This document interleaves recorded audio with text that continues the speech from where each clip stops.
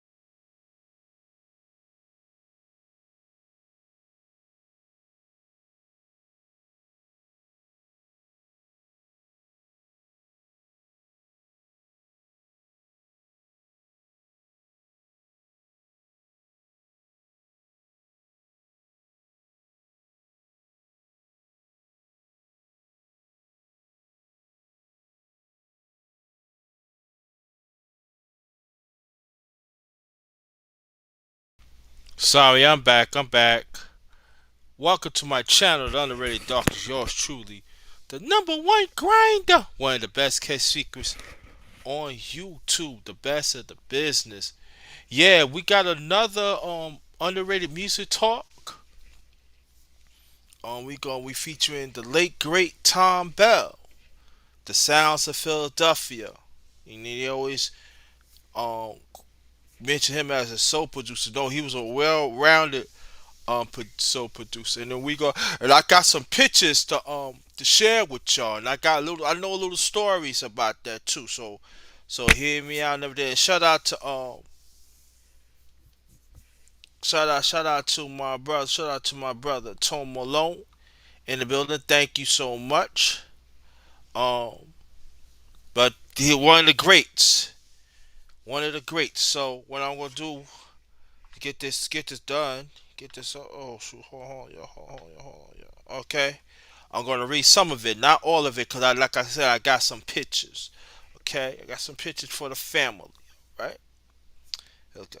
All right. Thomas Randolph Bell was born January 27th, and also I put the link in the chat so y'all can follow me. Right. I put the link in the chat so y'all can follow me. All right. Thomas Randolph Bell January 27th. He's born January 20th, 1943, and he passed away end of last year, December 22nd, 2022.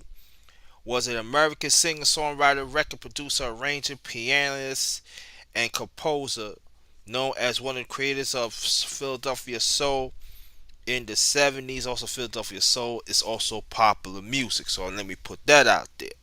He found success as a producer and songwriter for the Delphonics, Stylistics, and Spinners, and many many more. Gonna get into that too. I'm gonna put my little thing in because I know cause I've been following Tom Bell ever since I was very little, so I know a little something, something. All right. In June 2006, Bell was inducted into the Songwriters Hall of Fame.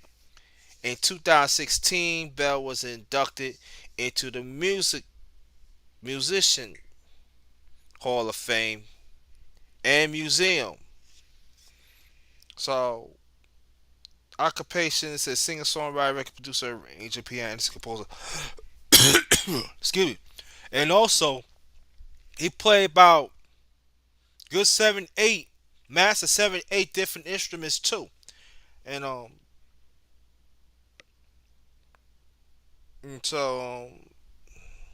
like they say, he born in Jamaica. Both his mother and father were from Jamaica.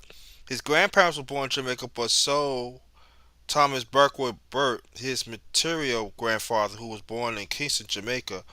Tom Bell was one of the 10 children to Anna and Leroy Bell. Anna, his mother, who worked as a stenographer, was also a pianist. Leroy, his father, was who owned a fish market and a restaurant, also played accordion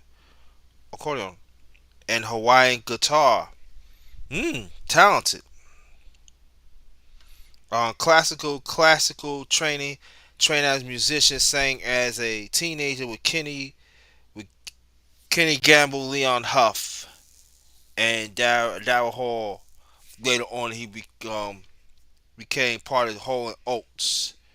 They said, "Man, that sounds familiar." Yeah, and also Darryl Hall also played. I forgot this group, but that was part of the sound of Philadelphia back in the late '60s. But Hall O started back in 1970. So I just want, and also they had some Philadelphia sounds in it too. I meant to bring that up too. So throw that in. Bell first big break in soul music came in Cameo Records in Philadelphia.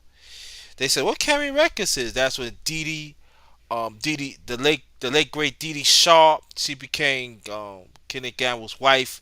Then they think they got divorced in the early '80s, and then she got remarried, and also Kenny Gamble, he became a Muslim. I forgot his name. I'm sorry, and he got remarried in the early '90s and stuff.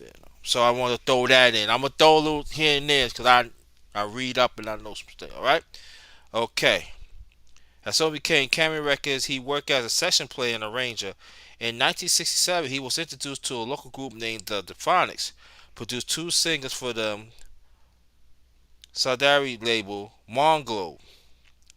Bell brought metaphor, Hiphonic, halt, and color style to soul music as soon his production times yielded several big hits for the group of Philadelphia group label, run by the manager Stan Watson. Now we're gonna hold it right then and there.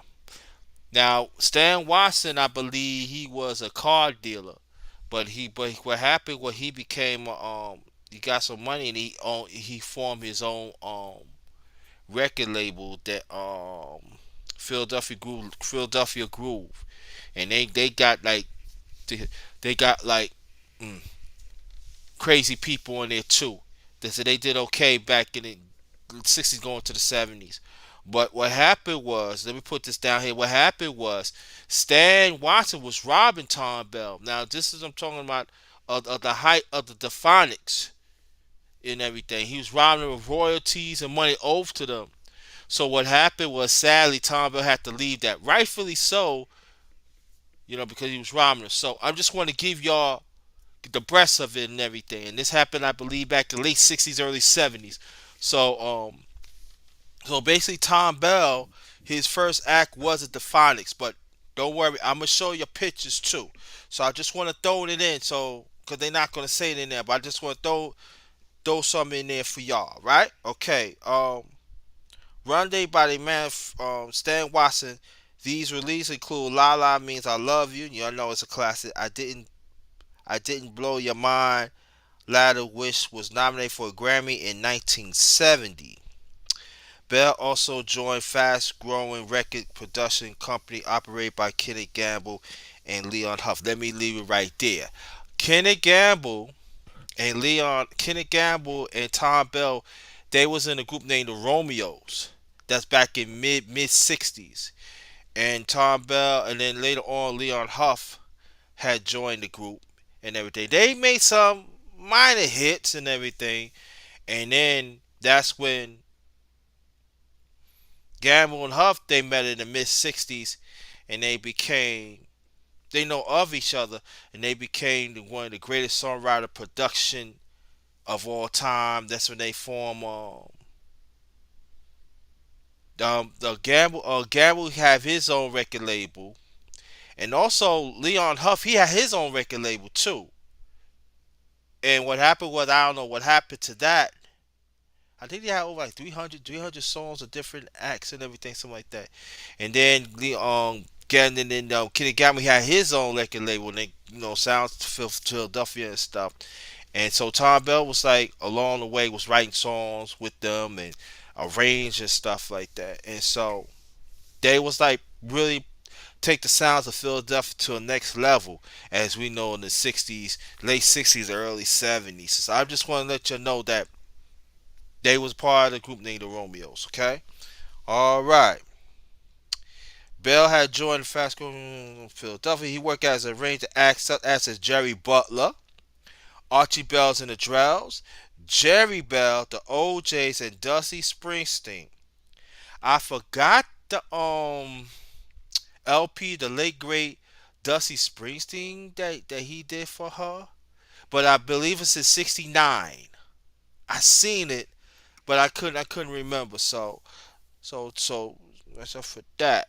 And he also arranged some early big hits, including the OJ's, Backstabbers, and Gavin Huff's own record label, Philadelphia International Records. Now when I'm talking about Gamble Records, Gamble temporarily put that on the side with Leon Huff. They put that because he was working with Leon Huff. So Huff was part of the Gamble Records too, and worked together. So he put that on the side, and then Gamble Huff formed Mermaid Records. That's when they first got the third degree Billy Paul, and it was some other acts and stuff. That's in Mermaid Records. That's like in the late '60s. Now that did not happen. Now, matter of fact, Billy Paul made his first LP. No, I think that his second LP, because the one that he had was a Cadillac Club. I believe that was on Gamble label. That's like towards the late '60s. Billy Paul, the late great Billy Paul, his second LP. I forgot the name of the LP, but that's back in 1970. That's part of Mermaid Records, and also the OJs. That's when the OJs came into the form here. They're part of Mermaid Records. But after that was things was happening. You know, so what happened was I think Leonard Chess of Chess Records. I was think that was they was working together with him. He passed away in 1970. So what happened was CVS Records came into the form back in '71, and that's when they formed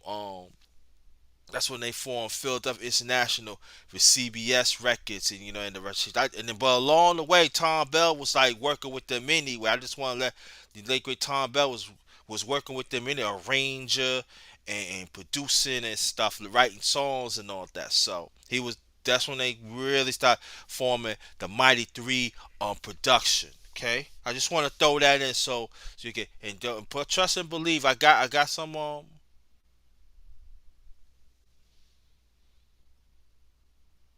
Thank you. Thank you. I appreciate that. Thank you. Next time, stay. But I understand. Be safe out there, Sister Crab. Be safe out there. All right.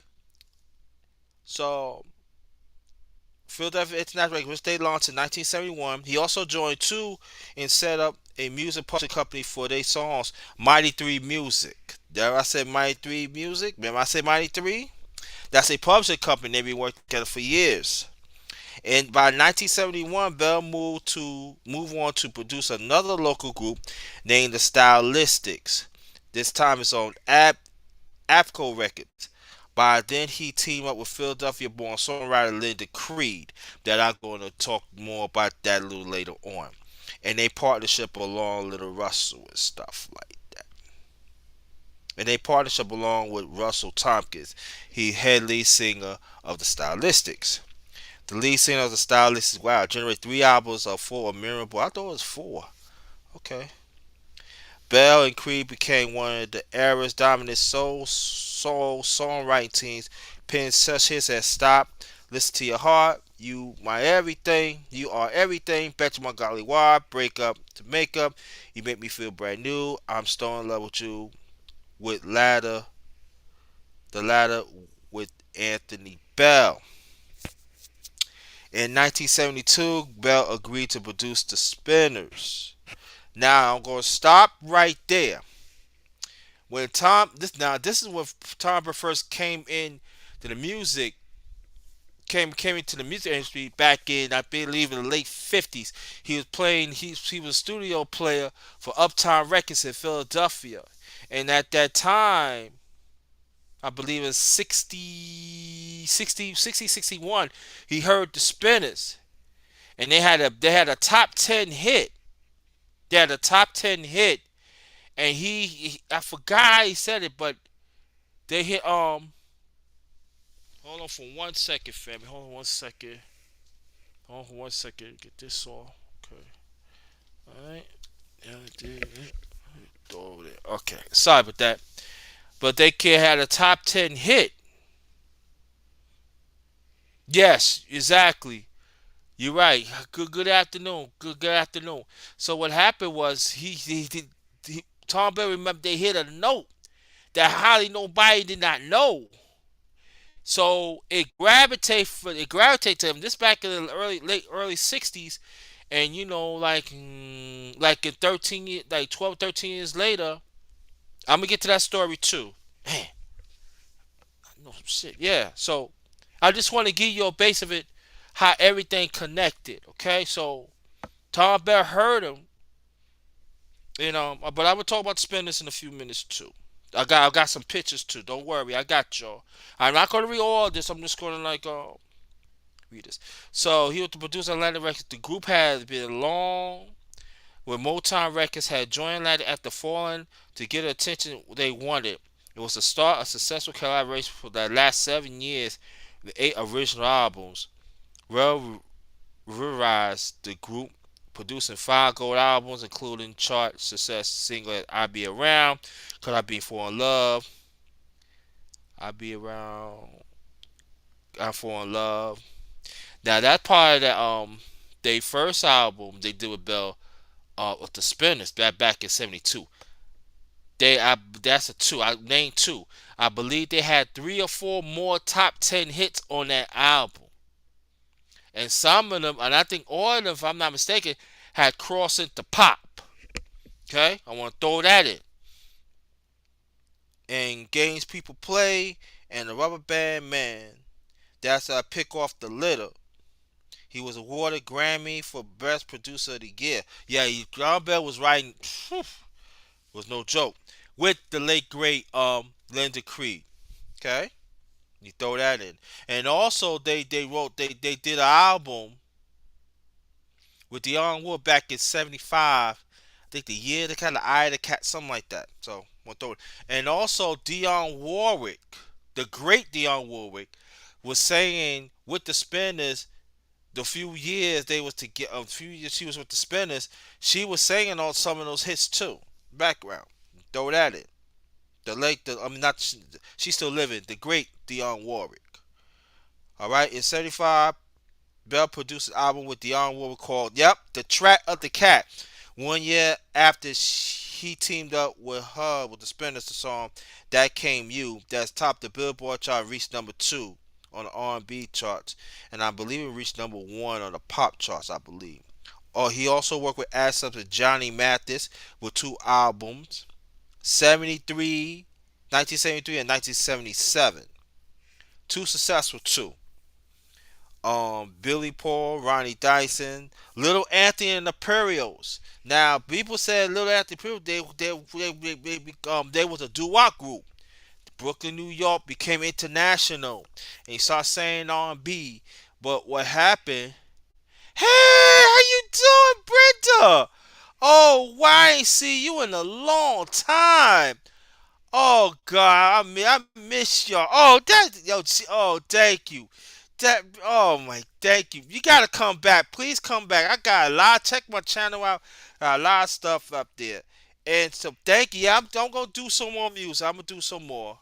That's a blessing. God, man, God good every time. So, but we'll get back to little Anthony. I'm sorry, y'all. Y'all don't know. Mm, I'm sorry. I take a break.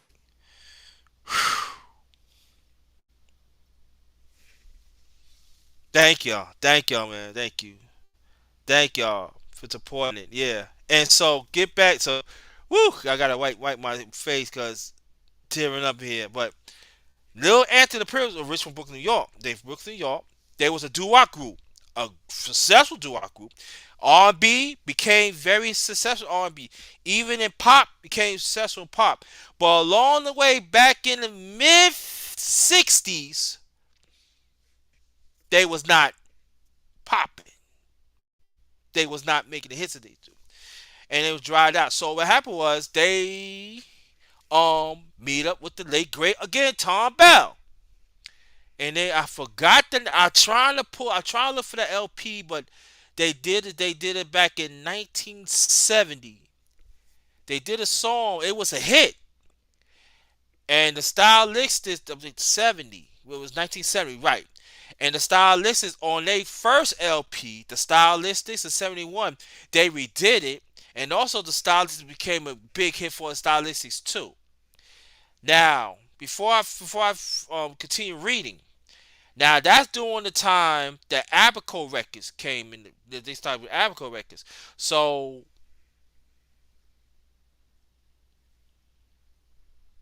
Little Anthony Pierce was on it, and the Stylistics. I feel that they didn't really date. So what happened was they had three LPs. They had one in 1970, I believe '73, and '76. Now you listen to it, it's hot. But I think that Abaco Records did not push it all that good. But it could have been hits, But you could tell that Tom Bell was really working with the stylistics more. So that's when and rightfully so that little after the Imperials had to go. They had to find work. But see, Tom Bell, whatever group he likes and everything, that's what he rolled with, and he remembered little after the Imperials too. And so him, the songwriter partner, the late great um Linda Creed, she died of cancer, I believe, back in mid '80s. Wrote some hits. I'm talking about hit after hit after hit, and a lot of people be thinking those like from soul music, but those like R&B and pop. A lot of those they turned to pop, and that's why like everybody talk about our music. They never say that a lot of those songs was turned into pop, and they stay on the pop for a minute. So so when when I hear these music historians talking like that, they some of them don't know what they're talking about, and these are timely records. These are timely songs that they wrote that deals with everybody, that deals with talk about the world, but talk about our people too. So understand, I'm just giving you the breadth of it. How was it that the stylist was getting more hits, but Lil Daddy Pierce was just, but they was also was making money.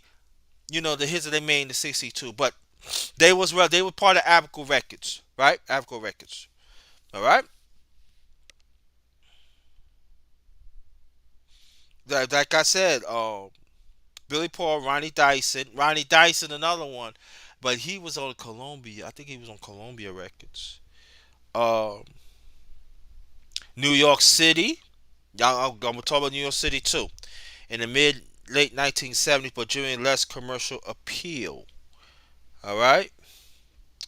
Subsequently, Bell's success with Denise Williams included no one hit and remake of the royalties. It got to take a miracle. I did not know he did that. The Roy Lesser was a doo-wop group too. Going to take a miracle. That's back in the early '60s. James Ingram with "I Don't Have a Heart." That was second number one pop hit. I thought, I thought that he had more pop hits. I don't know. Excuse me. Then Elton John and the lady they came out with the Tom session. They came out like '89. It was not no really like LP. They had different songs and stuff. And let me say this, yeah. And so I wish they could have made LP. Could have, and let me tell you, Elton John recruited the late great Tom Bell. 'Cause, Elton John had hits. A lot of people know Elton John had a hit, but he wanted to do something different. And he was Tom Bell will request it.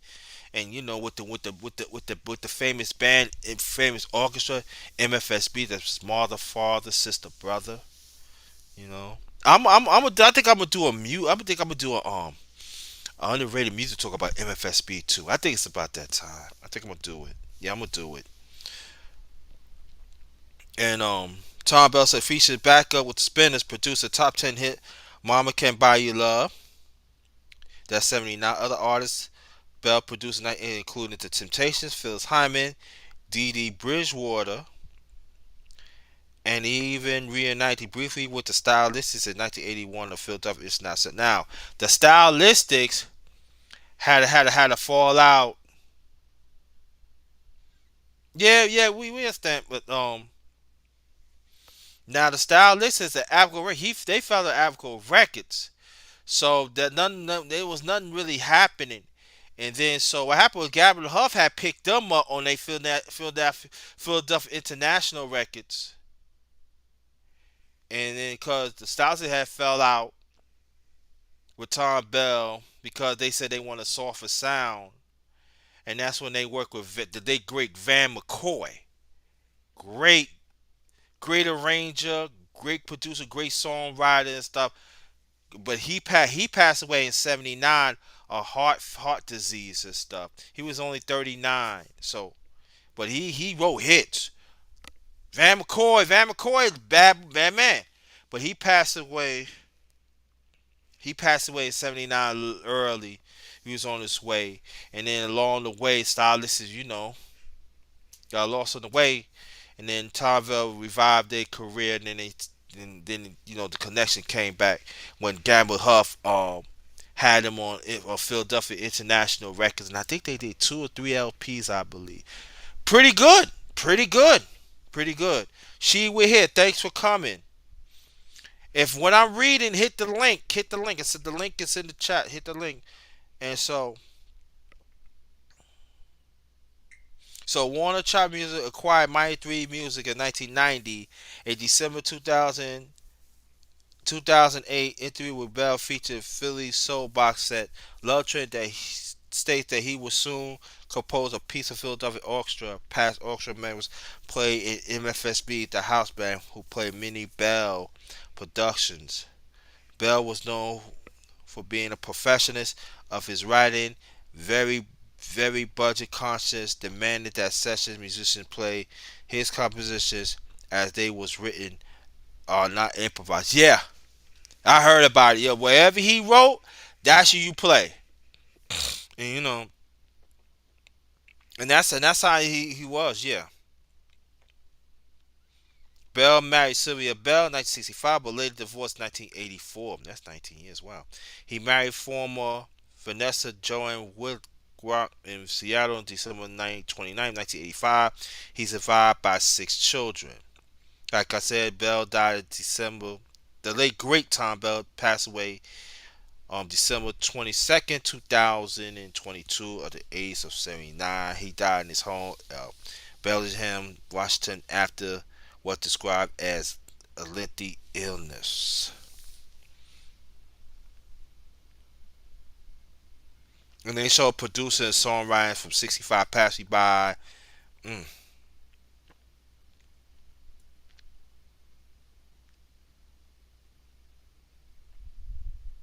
And let me say this before I start showing the pictures and I start explaining to y'all, right?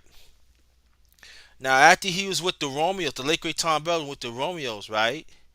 He always wanted to produce and arrange his own music. He went away to Indiana University and learned how to produce and all that. So when he came, when he so when he came back to the music scene, he was polished. Learn how to write because he was writing already. A lot of people don't know. Tom Bell was writing songs already. Like I saying, he was he produced songwriters, Pass Me By Hattie Wilson. So he was writing that then, but at the same time he went to college, the Indiana University, and that's where he started learning the real art of it, the producing and the writing and the production and the arranger, how to read music, and at the same time, a lot of people say he was an excellent pianist, he was excellent keyboard, but he also played different instruments too. So they ain't gonna say that, but it's true. So this is what I'm going to do. Again, welcome to my channel, the Underrated Darkness, y'all truth, the number one grinder, one of the best kept secret on social media. Thank y'all for coming. Very much appreciated. We are celebrating the late great Tom Bell on the Underrated Music Talk. I got some pictures for y'all. Yeah, I got some pictures. Got some pictures for y'all. Oops, sorry. Got some pictures for y'all. And I'm going to explain it. Okay? Believe it, I'm going to explain it. So I got y'all. Okay? Oh shoot. See. Hold on, fam. Hold on. Hold on.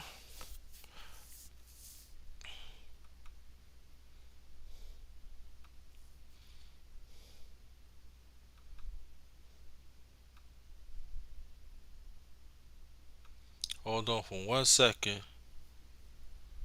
Hmm.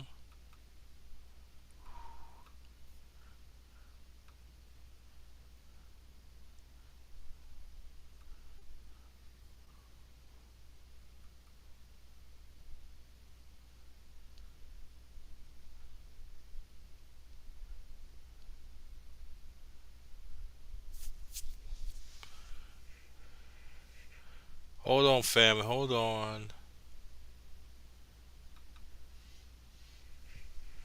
Um,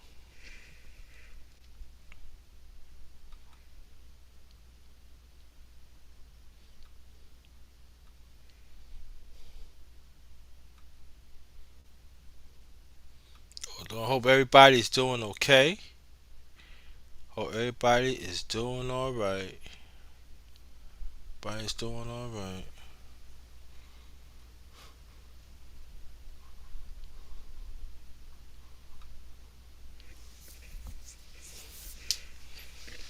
Everybody's doing all right. Hold on for 1 second, family. Cause I had it.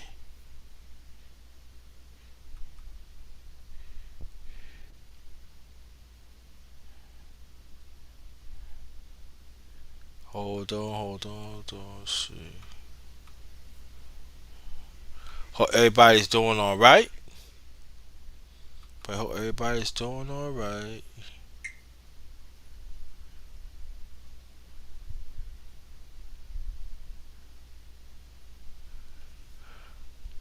Everybody's doing all right.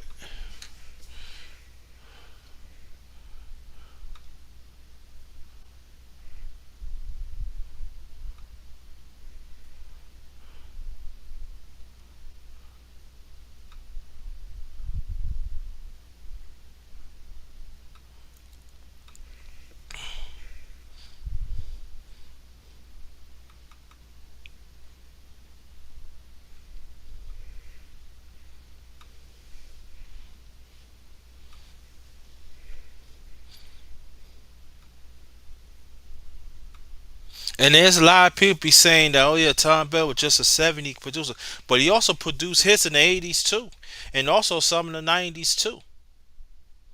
They put that out there. Yeah,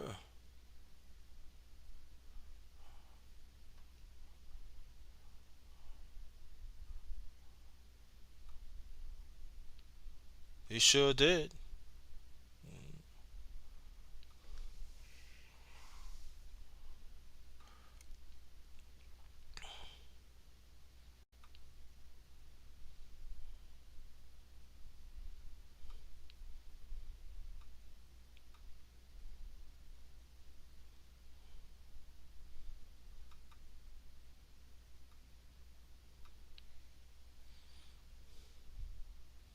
Hold on for 1 second, y'all.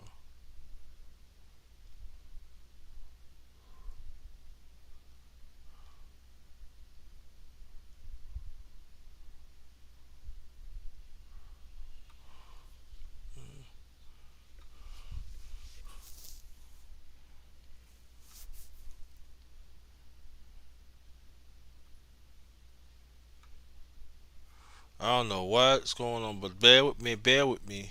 I had it. I should had it. I seen it.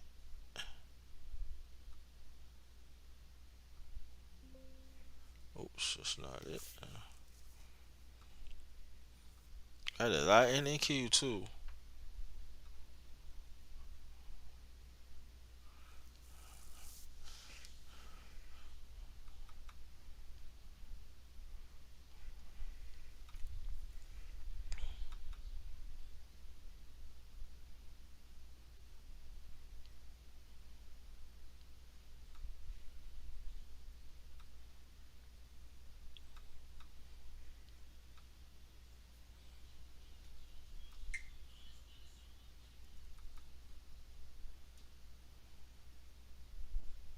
Hope everybody's doing okay.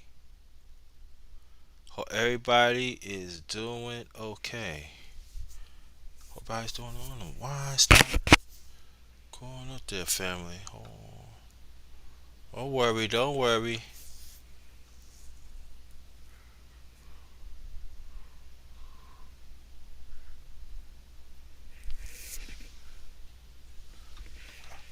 God, good. I know it's somewhere around here, cause I put it up there.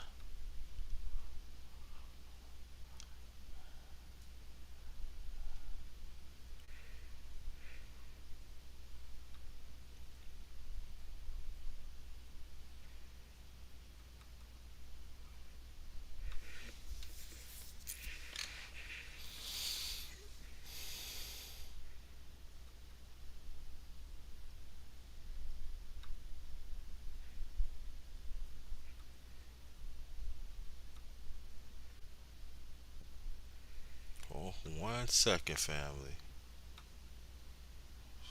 Download pictures. See.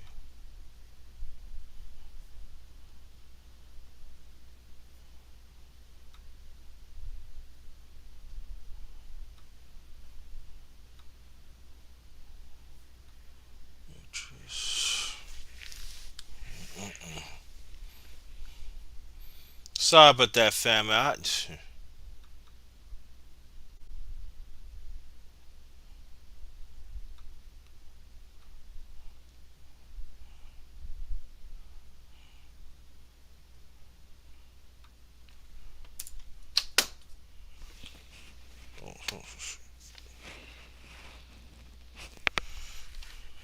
Hold on, fam. Hold on.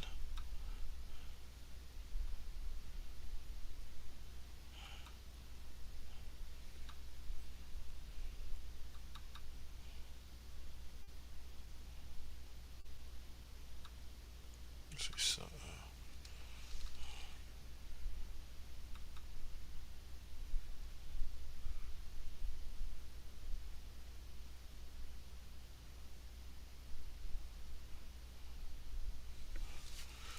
Mm-mm-mm.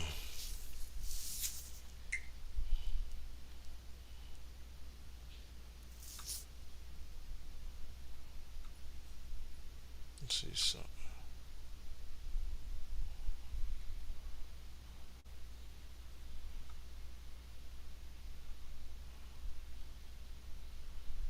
Hold on, family. Oh man.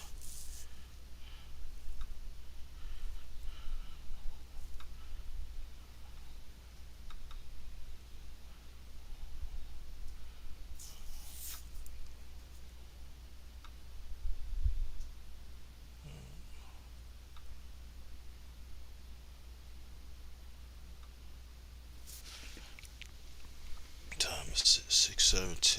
Okay. Cause I want to show you the picture, explain them, and we be finished. So I'm trying to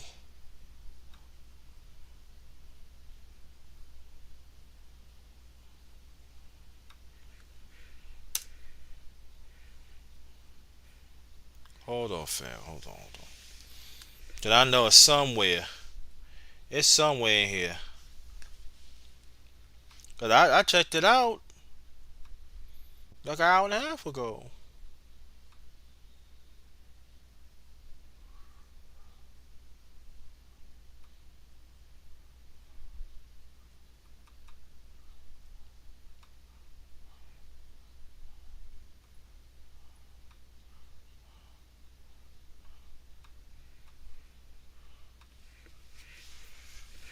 Let's see.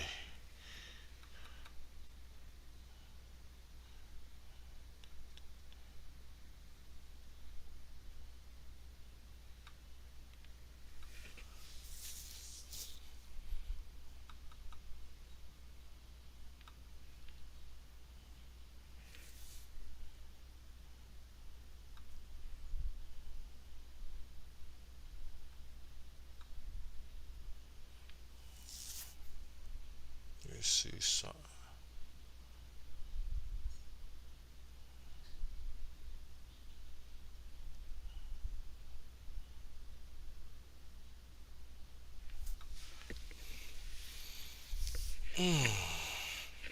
Hold on for 1 second, y'all. Hold on for 1 second. Hold on for 1 second.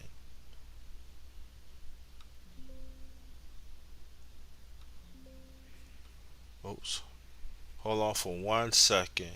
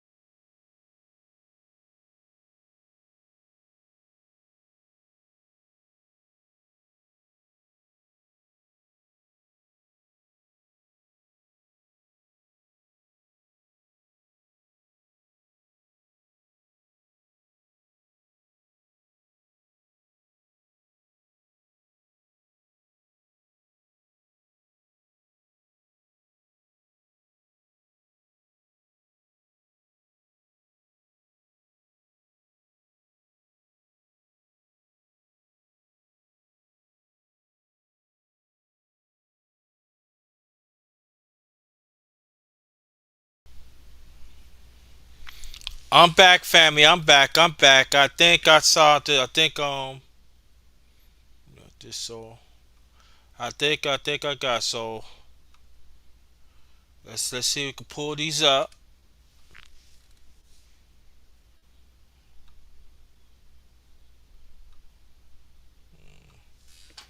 Okay. Yeah.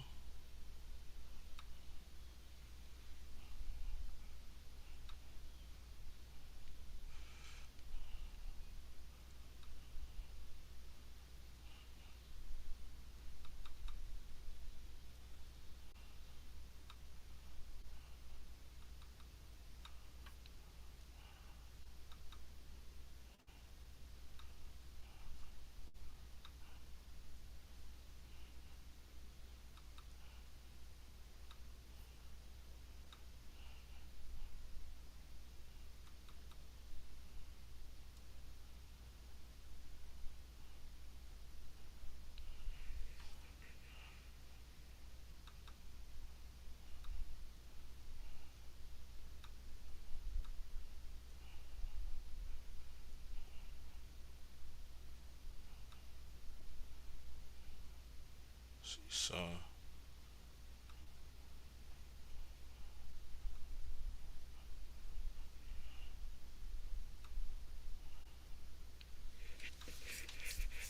come on. Hold on, fam. Hold on. Hold on. Hold on. Okay,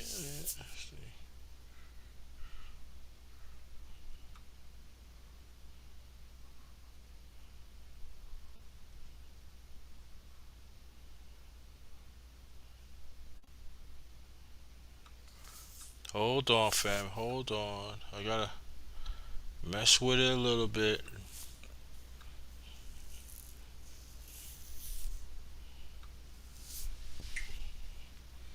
Gotta mess with this a little bit.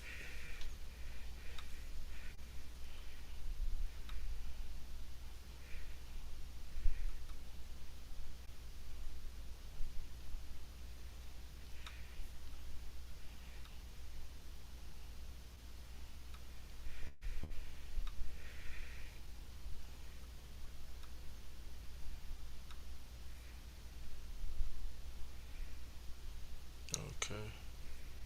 All right. I think I found. Okay. I think I found it. Yes, I did. Okay.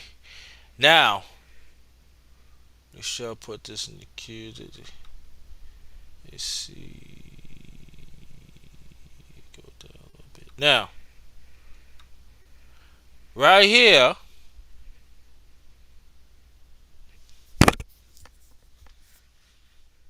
go back.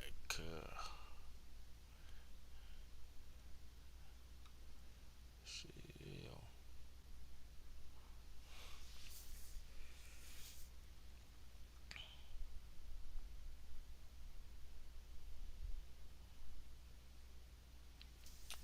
good. Okay. Just.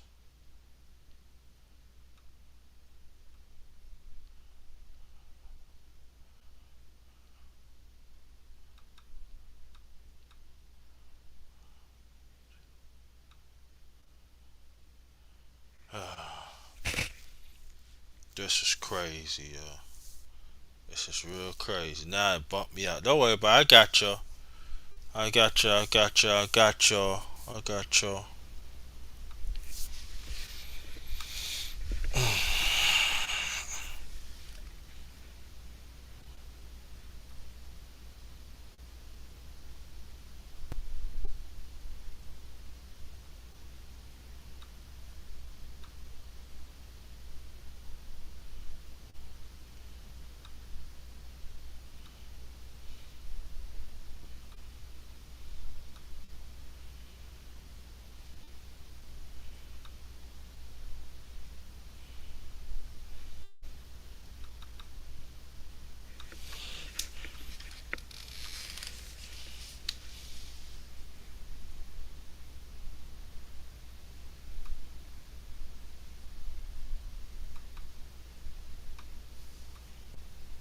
And bump me out again, family. Bump me out again. God damn, bump me out again, family. Don't worry, I got you. Sorry for the inconvenience. Sorry for the inconvenience.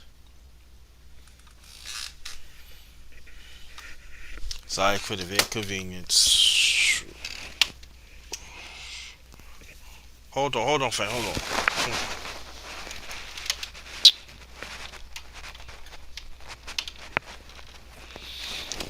Hold on, fam. Hold on. Oh,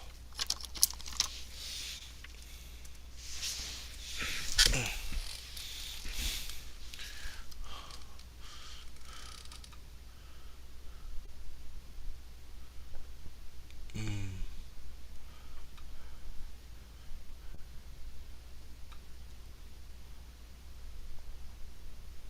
What's the files?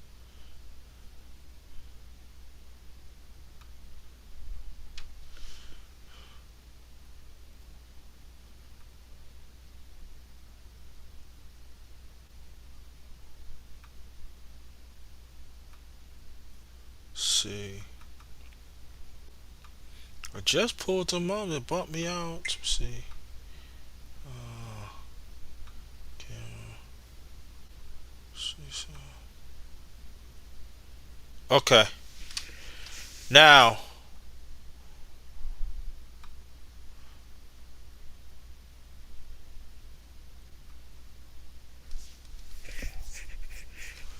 why is not coming up?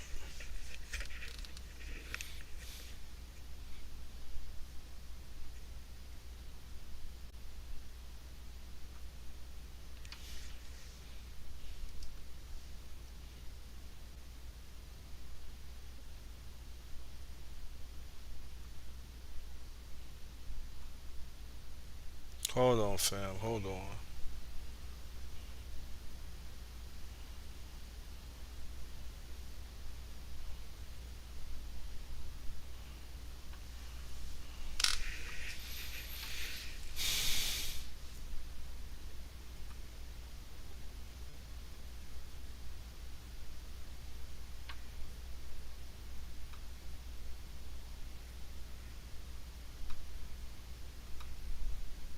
It will not let me pull up.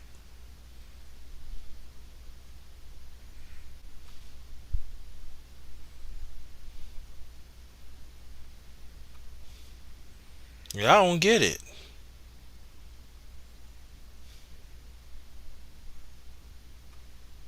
Why it won't let me pull up? I don't know. Okay.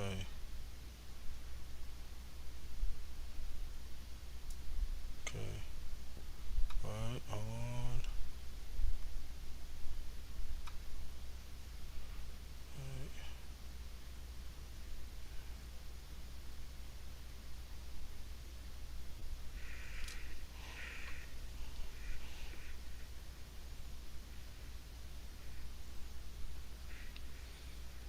It will not let me pull up. I don't know why, but it won't let me.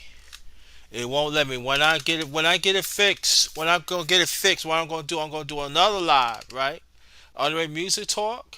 If I could pull the pictures up, cause it will not let me pull the pictures up. I don't know why. Um,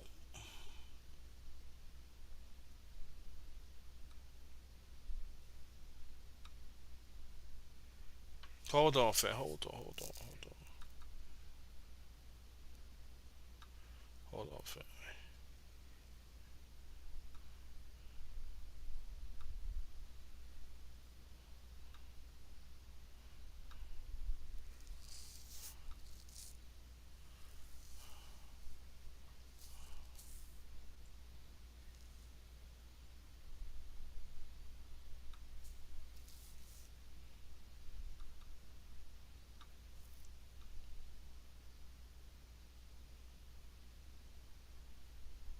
Hold on, fam. Okay.